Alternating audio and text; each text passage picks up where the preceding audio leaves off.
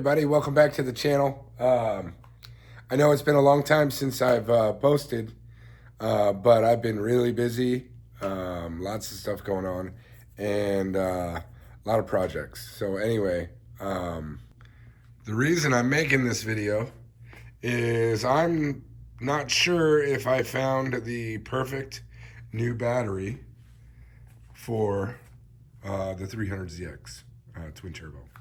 So in my efforts to find a smaller battery so that I can fit a catch can in somewhere where the battery will be occupying that space, I wanted to buy a a Odyssey 680 PC 680 equivalent, and I was looking for a lithium replacement that wouldn't break the bank. And I came across this battery, and this battery seems to fit the bill almost better than the actual AGM, Group 24 series battery, full size lead acid battery.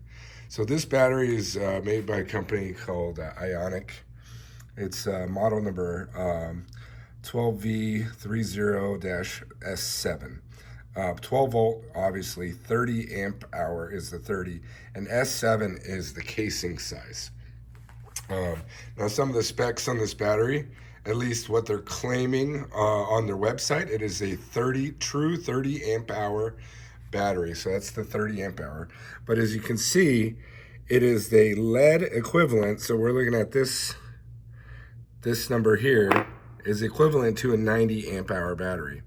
It's got an equivalent of 1220 cold cranking amps, or I should just say cranking amps. And it's got all the bells and whistles that you'd expect from a lithium battery.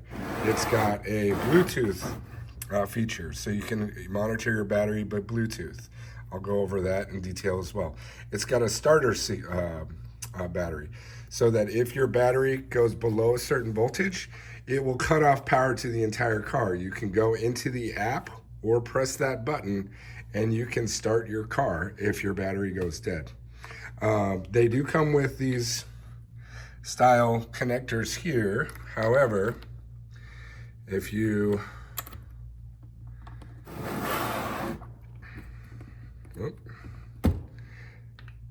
you can opt to purchase these, and these just screw in. They're brass. They just screw into the top.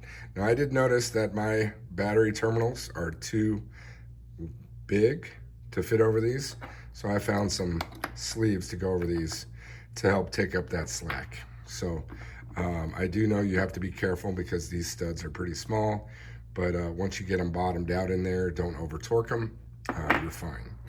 But I'm really interested to try this battery out. It should be just a quick drop in. The only thing I really need to worry about is how to strap it down, because obviously this is the stock hold down bracket, and that doesn't really work. So do have to figure something out. I'll post a link to this battery in the description. And I'll come back with a tape measure and we'll just see what this measures out at. Okay, so we got the tape measure here. So true to size, you're looking at, what is that, 6 3/8.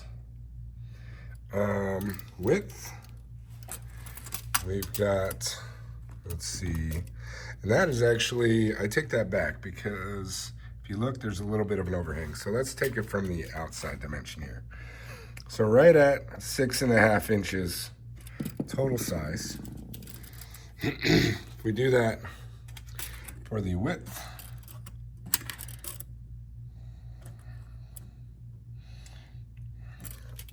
let's take a little bit better look at that one here. Let's pull it on this side.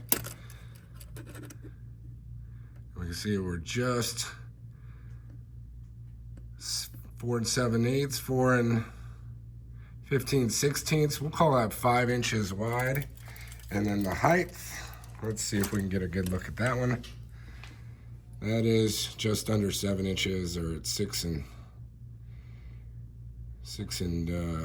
something there. So, so just under 7 inches tall. So those are the true to life dimensions. So let's go ahead and put this in the car and see if it starts it up. Now, putting it in the car, you guys know how much lead acid batteries weigh. They are pretty heavy, and it's a tight spot to get this in. This battery is so light, you can pick it up with one hand. Now, I do have a big hand, but still, one-handed, placed right in there. So that's what you're looking at. Now, I will come up with a battery hold-down solution. This is not permanent. This is just to test it out to see how it works. What is nice, though, is if you take a look here, you can see this comes with the positive here and the negative here. Well, here's our positive connector. Here's our negative. Well, if I don't like that, I can just now spin it around, and now I have my positive over here and my negative over here, because I have 4 posts total that I can utilize that for. So that's pretty nice. Okay, so now I've got my posts in. You can see I got positive to positive, negative to negative. And if you're wondering what the torque spec is on those two guys, I just put them in finger tight, and then I just gave it like a little 1/8 of a turn. You don't want to torque these very much. You just want them on there good enough so that they do not unscrew, because you don't want to break those. Those, I believe, were 15 bucks for the set of those, so not cheap. I'll go ahead and get the spacers on here. These are just lead spacers, 5 bucks from the auto parts store. 1, 2. This one's a little loose. I'm hoping that will take up some slack when we go to put it on there. So, alrighty, just give me a few seconds to get that all installed there. Okay, one thing I noticed when installing this is that this negative terminal would much rather like to live on. This negative terminal would much rather like to live out here with the battery pushed back. So what I'm going to do is just pull this out, take that off. Just a little quickie-do right there. Unscrew.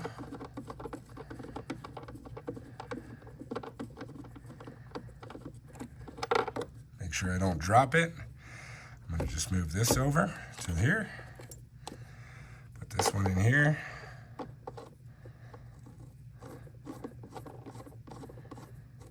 Now, something that you could do that I'm just now noticing is that these do have kind of side posts here.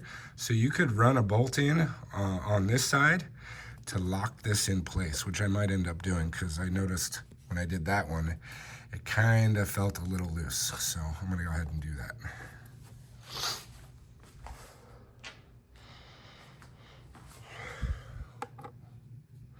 With this little screw.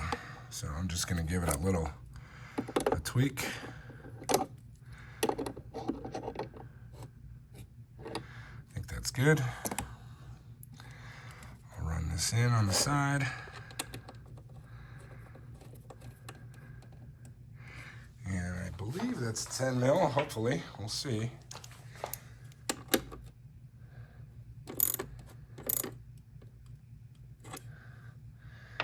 So now, much more stable connection there. So then I'll put our slider over here, our deal. Okay, so there's the finished product. Now, obviously, no hold downs in yet, but we're getting there. Slide the battery all the way back and to the left. Gives you the most room. Plenty of room over here on this side. Oh, I'm all zoomed in, sorry about that. Plenty of room over on this side. Plenty of room on that side. Plenty of room in the front. I checked the temperature ratings on this battery. The BMS inside has low temp cutoff as well as high temp cutoff. So let's just see if it'll start the car. Alrighty, so there's the battery. go inside the car here. Looks like everything is turning on the way it should.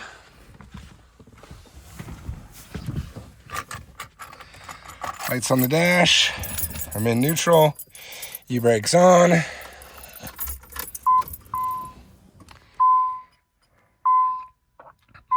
Everything sounds about right. Let's just give it a crank. Woo. Yeah, I do have some belt squeak, so I shut it off real quick. But I don't know if you guys heard how fast that engine cranked. It cranked over fast. That was way faster than with my full-size AGM battery. I'm very impressed with that little battery. So I know this is only an initial review, just showing you what I've come across. And what I'm going to do is I'm going to monitor the battery status, see how long it can stay in standby as far as like key off and, you know, just sitting in the garage, no charger on it. I drive this car, well, when it's running, I drive this car, I would say maybe at least once a weekend and maybe a couple times a week if I can get a chance. So I'm not going to get a chance to actually drive this car until I finish the valve covers. So I have Polar Engineering valve covers coming in. I have that catch can that I'm installing to work with that. And to do that, I also need to do, because my R35 coils they're shaved for the BDE coil adapter kit. But what I ended up doing is going with the Polar Engineering kit because I went with the Ash-Spec intake manifold. So, yeah, I kind of have a hodgepodge. So I have to come up with a new way of holding down the ignition coils so that they don't pop out while they're running. So I've got about 2 to 3 more days worth of stuff to do. I'm not going to do it today or in this video, but I do have some more stuff coming this way. And once I get everything all dialed in, I have a dyno day scheduled on October 3rd, streetcar takeover here in Arizona. So I'm going to go to Cortez Performance to do that. So once I have everything dialed in, I am going to give kind of this car like a once over. Like, what is it? Where did it come from? I think some of you guys know where it came from.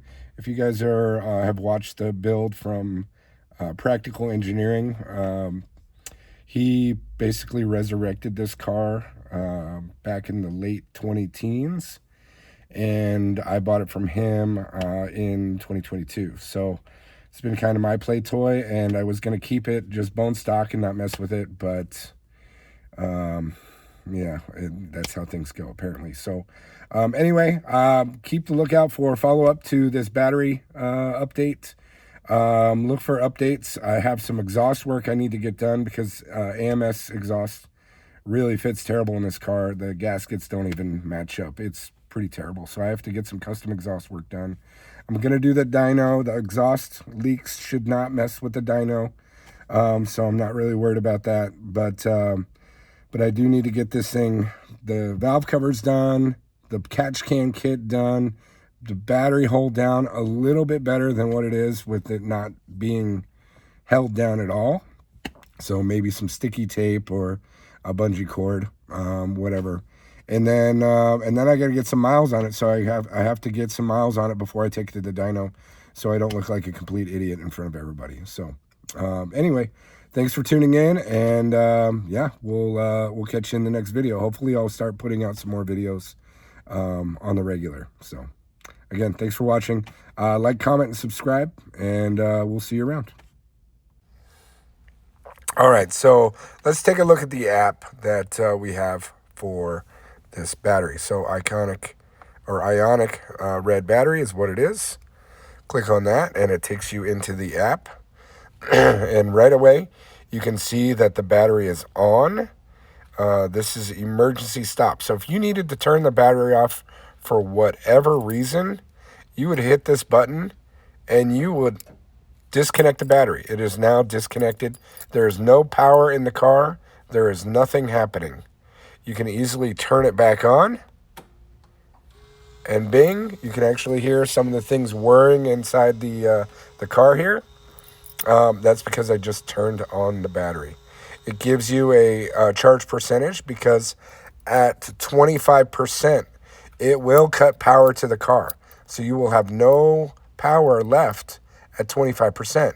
You will have to come into the app, connect to the battery, and click the emergency push to start, so that it'll activate that safety feature so you'll never have a dead battery again. So I think that's pretty cool. Down here at the bottom left, it shows your voltage, the current, the power, which is your wattage, what the temperature of the battery is, and what is the status of the battery. Right now it's in standby.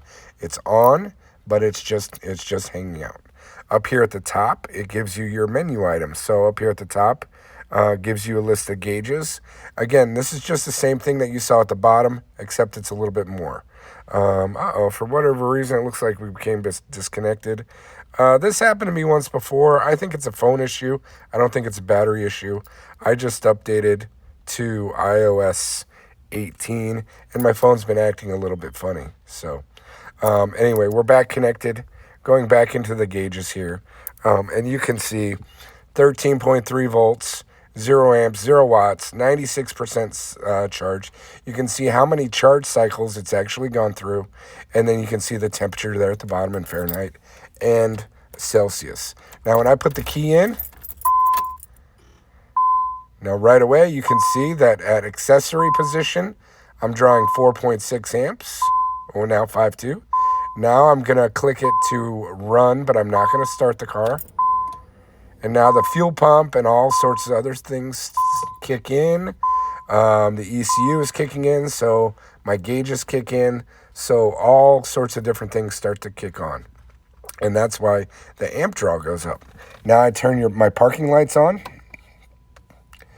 And you can see my parking lights are pulling the amps up to about 16.2 amps. And then I turn my headlights on. And now I'm at 36 amps. So when I get this car running and fully vetted, without the belt squeal, the belt squeal is really terrible right now. But when we have the belt squeal, turning off the headlights there, turning off the running lights, and turning the key off here.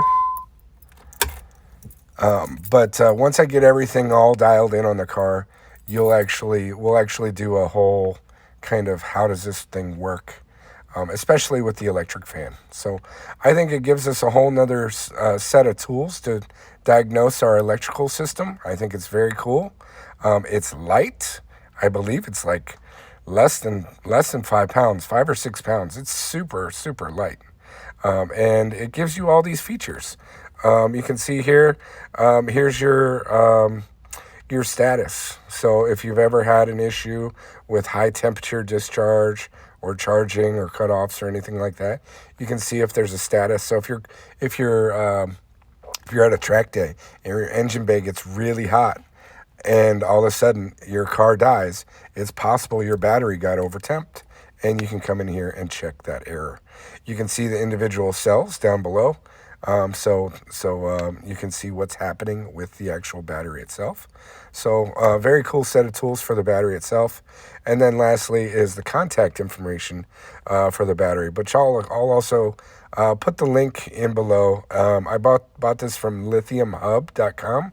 I'm not sure if they're the manufacturer or not. I know that they have a blue line of batteries, which is more of a, what do they call that? A marine grade battery, which is more of a deep cycle battery.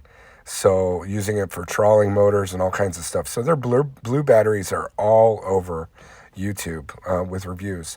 I haven't found one for the red battery yet. So this is technically, I think, the first review I'm going to be giving for one of the red batteries. But anyway, very cool stuff. Very happy with it. And yeah, I'm just going to leave it on standby. And when I work on the car, I'll have it on. And when I go to start it next, we'll see how the battery draw develops as I start working on the car, as I start driving the car. How well does it charge? Does it overcharge? Blah, blah, blah, those things. I also have a high-powered DC alternator. So it's 180 amps. So it should deliver the amperage to be able to charge that battery lickety split. So very cool stuff. Again, thanks for watching.